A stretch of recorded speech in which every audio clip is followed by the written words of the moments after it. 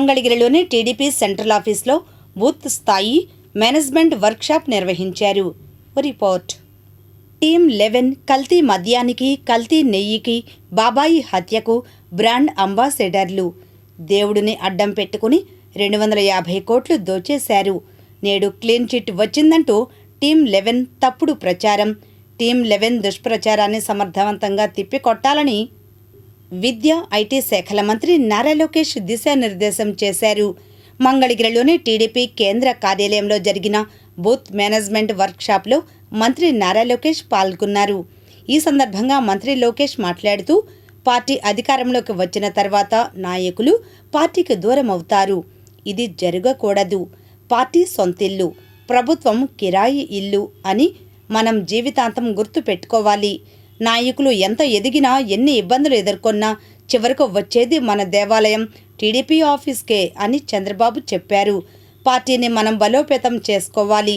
Party కోసం మనం అహర్నిశలు కష్టపడాలి. సమాజంలో మనకు గౌరవం దక్కుతుందన్నా, ప్రభుత్వంలో గౌరవం దక్కుతుందన్నా అందుకు కారణం మన పార్టీ అని గుర్తుంచుకోవాలి.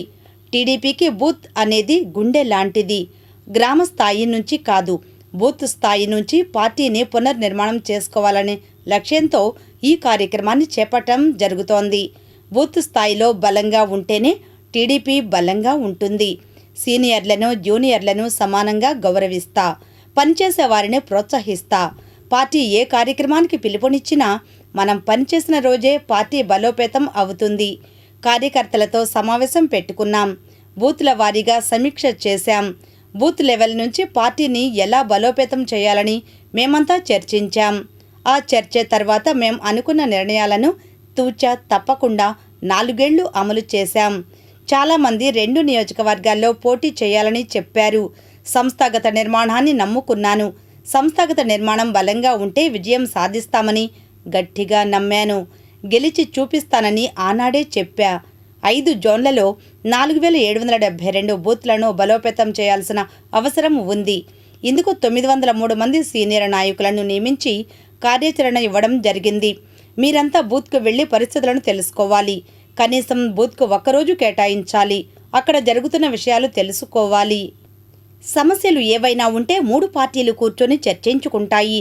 ఇది గ్రామస్థాయి వరకు పాటించాలి. కనీసం 15 ఏళ్లు కలిసికట్టుగా ముందుకు వెళ్తేనే అభివృద్ధి సాధ్యమని పవనన్న చెప్పారు. మన మధ్య విభేదాలు సృష్టించేందుకు వైసీపీ యత్నిస్తోందని, అందరూ అప్రమత్తంగా ఉండాలని మంత్రి చెప్పారు. ఇంకా ఈ కార్యక్రమంలో టీడీపీ రాష్ట్ర అధ్యక్షులు పల్లా శ్రీనివాసరావుతో పాటు పలువురు మంత్రులు, ఎమ్మెల్యేలు, ఎమ్మెల్సీలు, ఇతర సీనియర్ నాయకులు పాల్గొన్నారు.